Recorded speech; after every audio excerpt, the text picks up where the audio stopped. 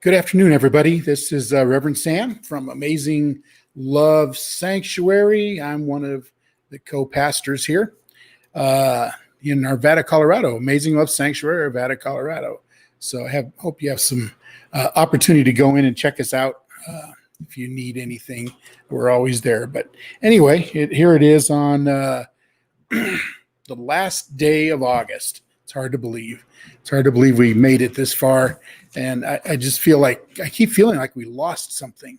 And we lost the whole springtime because we were just locked in our homes or quarantined or something. So we lost the spring. And here we are. Summer's over. And now we're going into the fall. Man, it's hard to believe. Let's see who said Bob's there. Howdy, Bob. So anyway, hey, have you ever had anything fake? Ever anything fake? I'm a millionaire. How about that? I got $1 million bill, which is weird. I know it's not a real one, but it's fake. It's not the real deal. So I just thought about this because it was like a fake $1 million bill. And there's a lot of fake stuff out there. There's a lot of fake love. There's a lot of fake grace. There's a lot of fake there's just a lot of fake out there. Fake people, fake preachers, fake fakes in politics, fakes in our communities. But I got a fake $1 million bill. How about that? I don't think I'll try to deposit it.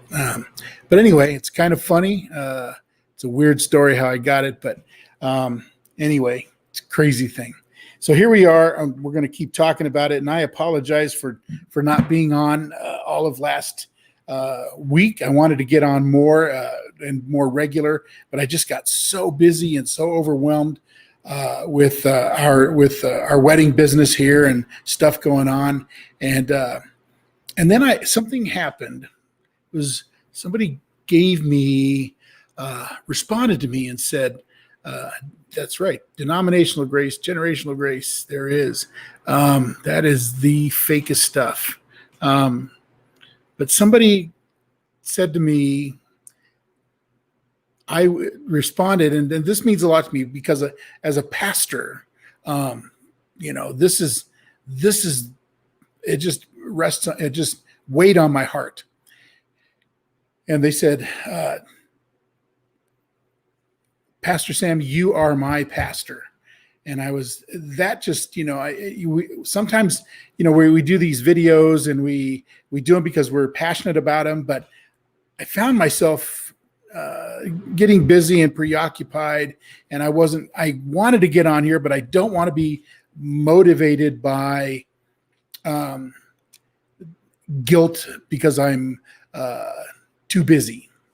I want to be on here because as a pastor, it means a lot to me. For somebody to tell me I am their pastor with this, and the messages that we bring and the messages that I bring are kind of guiding them and taking them through each day, means a lot to me.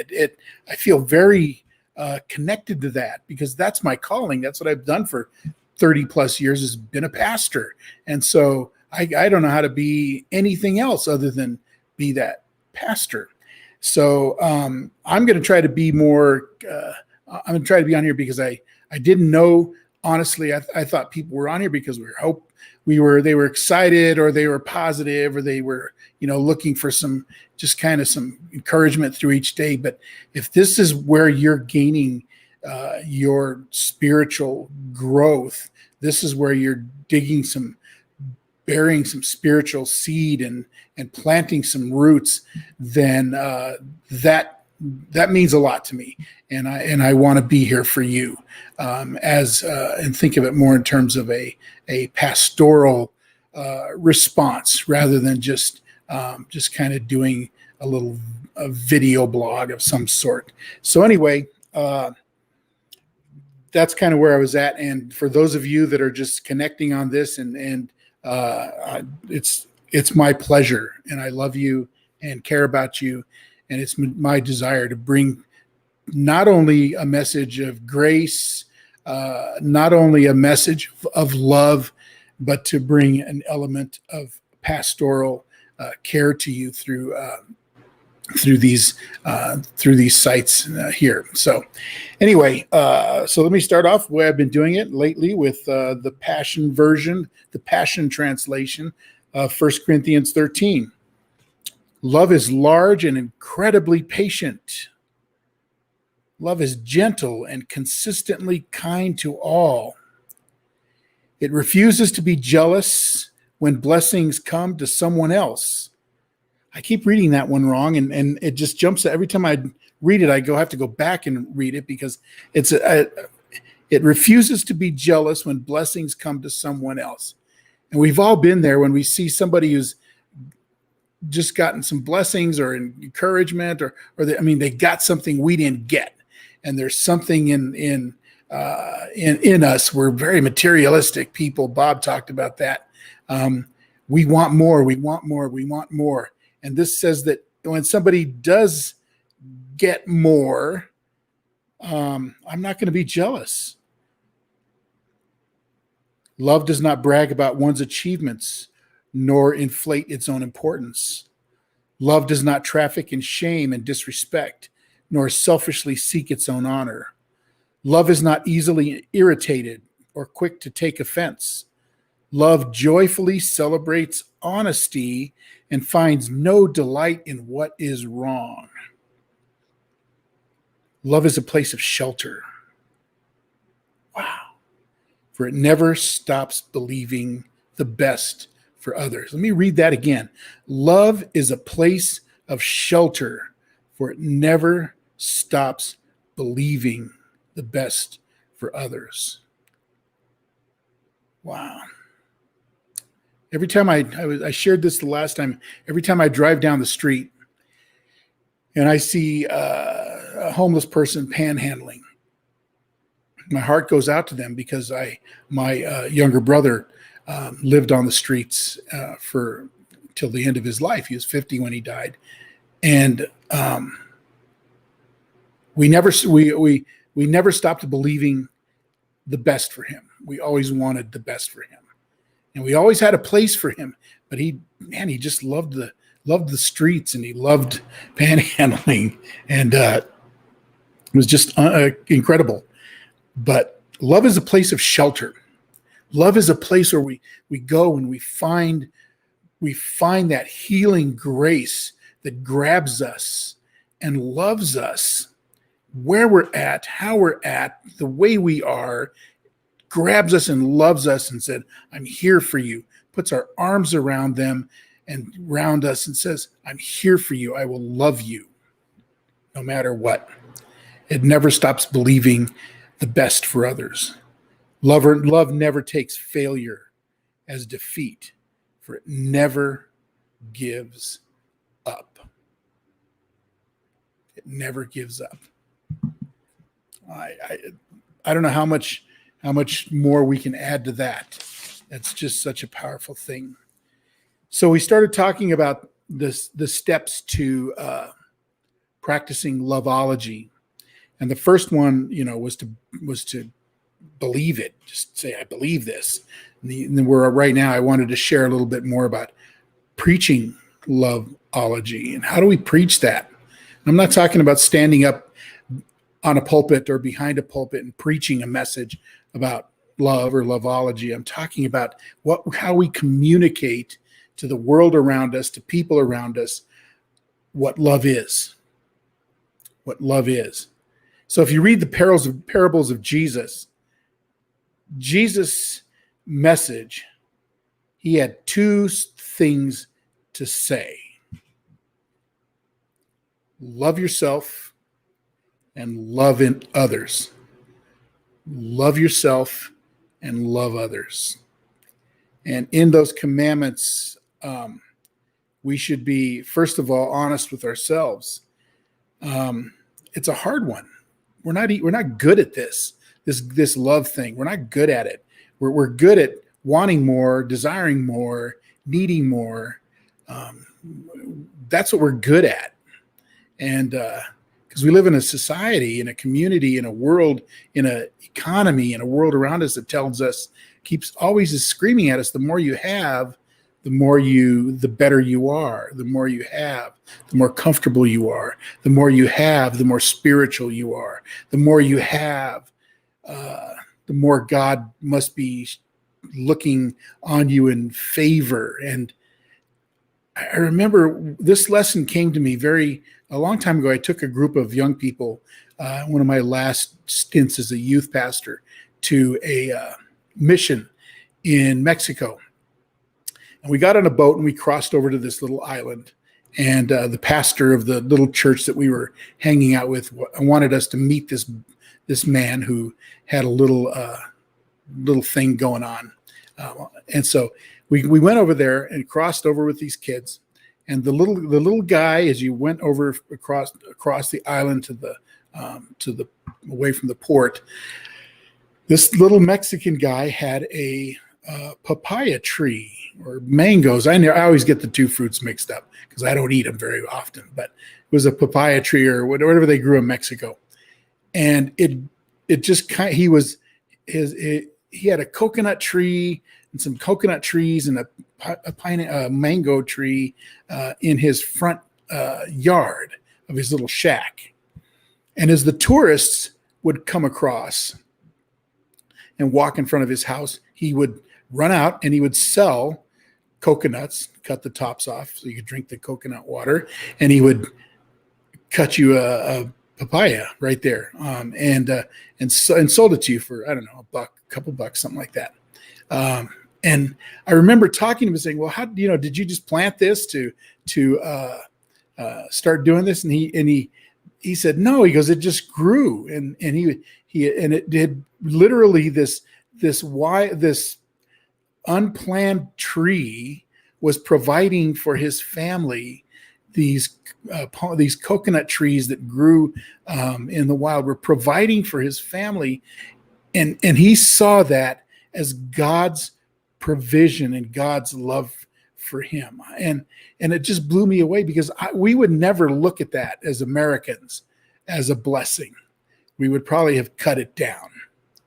But he looked at that and said, God has provided me a way of providing for my family and for my community. And it was just amazing to see that, how it allowed him to learn how to love others and share with others, and had something that was beautiful. So from that lesson of material, he wasn't a materialistic person, and we follow into that because we don't see ourselves in the sense of being givers. We always want to know what's in it for me. And I remember talking to one pastor years ago who judged the success of his church and the blessings on his church based on the type of cars his congregation drove into the parking lot. So when he first started the church, and it was more of a poor community church, people drove older cars and used cars. And as his church grew more and became more and more successful, the cars got better. And I just thought, what a weird, it blew me away. It was just so weird. It was so, it just really got sucked into that whole prosperity gospel thing. And it just wasn't right. It didn't touch me. And then I remember another story where I had a group of people, a family came to our church. And I think I might've told you this one before, but they were actually, I had a family of two boys and a little girl, and they lived in the projects. And their church, as it became more and more affluent, came to them and asked them to leave and find another church because they were too poor. Find another church because they were going to stop sending the church van to these projects to pick up people, because they were in the suburbs now and they were more affluent. Sometimes some of the things I've seen, it blows me away. Everything we're commanded to do, everything we're called to do, is to love our neighbor. love our neighbor, love the unlovable, love our friends, love our enemy, love the weak, love the downtrodden. And when Christianity stops listening to that message to love each other, when faith or religion or whatever it is stops listening to that message, it's done. It's over. And religion and faith and Christianity is quickly moving away from the most important commandment that Jesus gave us, the most important directive that he gave us. He said this, a new commandment I give you. A new commandment I give you. Love one another as I have loved you. So you must love one another. How do I love? You just love like Jesus. Remember back in the 80s or 90s, whatever, some people were running around with a bunch of bracelets that said WWJD, what would Jesus do? And, we got into that and we liked that. It did, we tried to live our lives by that. And it became a fad, and people got rid of the bracelets and the necklaces and the hats that had WWJD. And we just went back to what we were doing. Did we ever really sit and look at that and go, wow, what would Jesus do? Well, he would do one thing. Love. Love. So if you look at the example of Jesus, this is how he preached love, not because he stood up in a synagogue and preached love, but he did it. He loved lepers, people that were mentally ill. He loved the disabled. He loved immigrants, Gentiles, the poor, the prostitutes, the drunks, the tax collectors, the liars, the cheats. He loved them. He loved rude, smelly, swearing, cursing fishermen. He respected all of them. He asked those that had more to give more to the poor, to the needy. And he said it was easier for a camel to go through the eye of a needle than a rich person to enter the kingdom of God. Why? Because we have everything. We have everything. We want everything. So the only commandment that Jesus gave us, the only directive, I even hate that word commandment, because you make it a commandment, it turns into a rule we got to follow.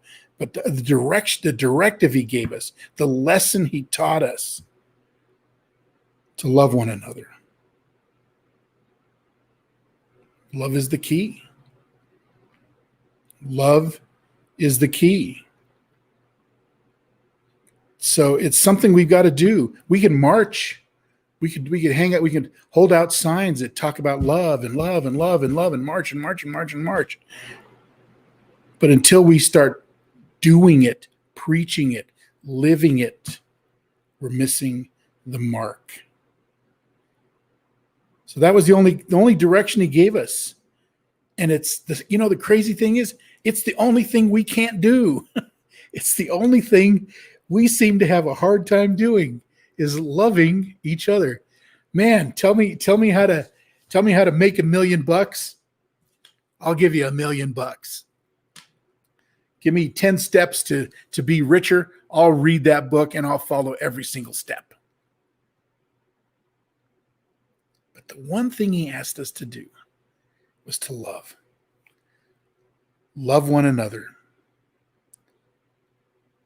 He loved everyone.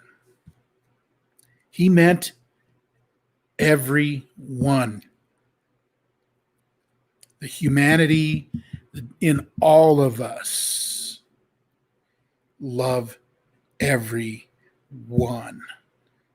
Doesn't matter if their sexual orientation, doesn't matter their sex, their gender, their rank, their economics, their health, their race. It doesn't matter. Love everyone. And so how do you treat others? How do you treat the person who's poorer than you? We don't want those people in our church. Man, people are going to start thinking we're not improving. We're still a poor little Pentecostal church on the corner. It just, breaks my heart. I'll never forget that couple. I'll never forget them and their family. We've been called to love each other. And that's the direction Jesus gave us. Love one another as I have loved you. As I have loved you. And that's, I think, what people responded to the most to Jesus. I don't know if it was the miracles, the bread, the fish, the healings. I think people responded to his ability to love.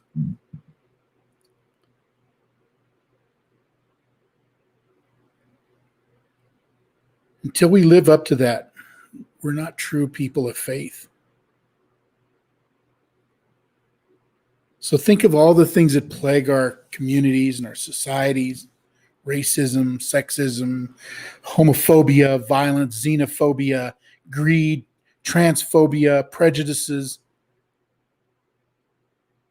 It's the complete antithesis of Jesus' direction. To love one another, to love others. Love the Lord your God with all of your heart, your soul, and your mind. And love your neighbor as yourself. What about my enemies? What about the person that's making me wear a mask when I don't want to wear a mask? What about the person that cheated me or robbed me or whatever? Jesus put it this way: to love your enemies, do good to them, lend to them without expecting anything back. Then your reward will be great.